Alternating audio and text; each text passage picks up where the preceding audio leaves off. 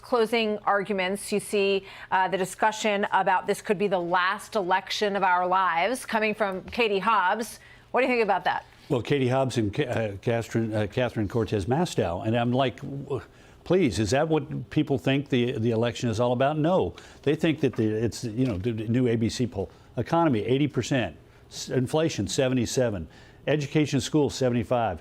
Threats to democracy down there at 74. But what's interesting to me is that it's pretty much even between who has the best message on threats to democracy. Same poll, 43 Republican, 47 Democrat. So that's even. That's relatively even.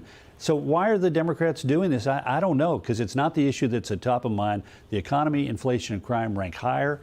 And not only that, I guess the reason that they're not talking about those issues is the Republicans have advantage on all three of them. Yeah, you make an interesting point about people's understanding of the election and whether or not it will be fair. It's split between both sides in terms of caring about that as an issue, and it's not one of the highest ranking issues. So it's interesting to see this poll that we talked about yesterday, which said 8 out of 10 voters said that they think the election will be decided, in a fair way, that they can digest and accept.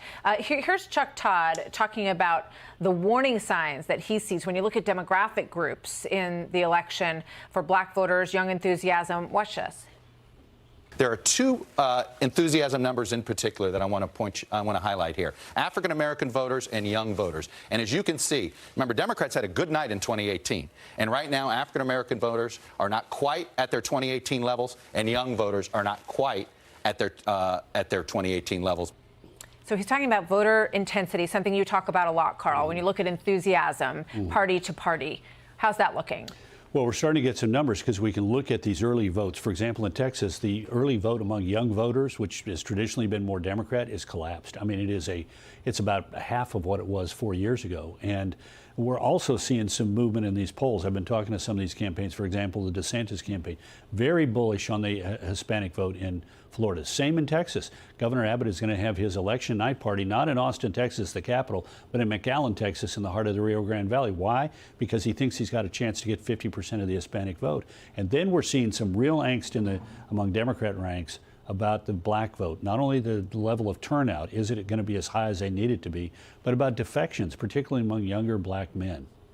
And you see that Stacey Abrams is saying that black men in Georgia have been subjected to misinformation. Yeah. And that's why they're not turning out in the numbers that she would have expected.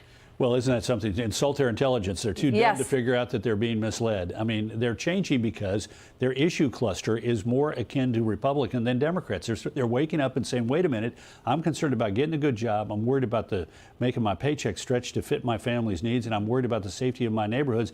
And the Republican candidates, like Governor Kemp and Herschel Walker, seem to be thinking and talking more like I want than the Democrats are. Let's see what you got there. Well, this was the Republican advantage on the big issues. 52-38 on the economy in the ABC poll. On inflation, 50-38.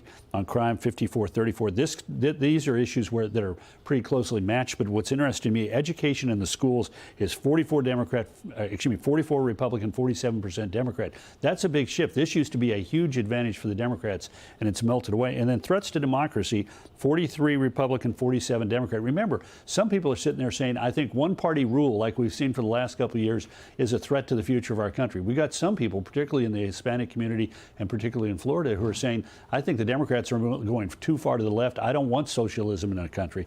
And then the issue that works for the advantage of the Democrats, 37% Republican, 50% Democrat, say the Democrats can handle the abortion issue better. The problem is that of the issues tested in the ABC poll, it's number 6 in importance. And even less so when you try and isolate it. Like in the Gallup poll, they say, what's the most important issue? 4% say abortion is the most important issue. All right, I got to let you go, but red wave or red tsunami, what are you feeling today? I'm feeling red wave, but waves can be big and can be small. I don't think it's a tsunami, in part because the Republicans did well in the congressional races in 2020, picking up 14 seats while they were losing the White House.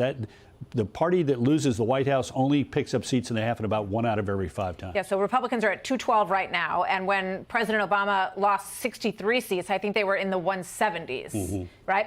Karl, thank you very much. Hey, Sean Hannity here. Hey, click here.